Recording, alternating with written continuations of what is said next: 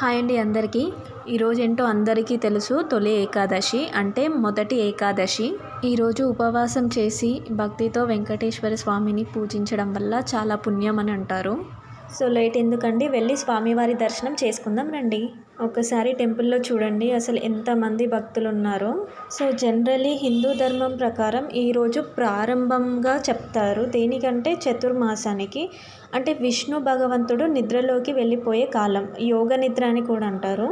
విష్ణు భగవంతుడు అనేవారు రక్షణ కోసం అవతారాలు తీసుకునే దేవుడు. మూర్ధనవుడు అనే రాక్షసుని చంపడానికి విష్ణు స్వరూపంలో ఏకాదశి దేవి అనే శక్తి పుట్టిందంట. ఆమె తనకి ఇచ్చిన శక్తితో ఆ రాక్షసుని చంపిందంట. సో అప్పటి నుంచి విష్ణు భక్తులు ఏకాదశిని పూజిస్తారు, ఉపవాసం చేస్తారు. ఉపవాసం అంటే విష్ణు భక్తిలో నిమగ్నమైపోవడం. సంవత్సరంలో 24 నుండి 26 ఏకాదశులు ఉంటాయండి. వైకుంఠ ఏకాదశి, తొలి ఏకాదశి, అలా చాలా ఏకాదశులు ఉంటాయి. ప్రతి ఏకాదశికి ఒక యూనిక్ స్టోరీ ఉంటుంది, ఇంపార్టెన్స్ ఉంటుంది. సో జనరలీ తొలి ఏకాదశి రోజు చేసే ఆచారం విష్ణు సహస్రనామం, తులసి పూజ, ఉపవాసం, హరినామం, దీపారాధన. సో ఇలా చేసుకుంటాము.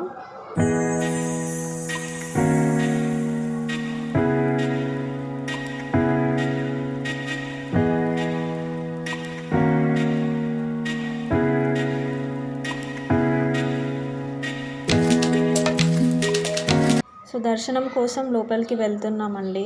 అసలు చాలామంది ఉన్నారు. మాకు దర్శనానికి ఒక 1 అవర్ టైం పట్టింది. స్వామివారి దివ్య సన్నిధానంలోకి వెళ్తున్నామండి. సో టెంపుల్లో అడుగు పెట్టగానే అసలు ఏ టెన్షన్స్ అనిపించవు, చాలా పీస్ఫుల్గా ఉంటుంది.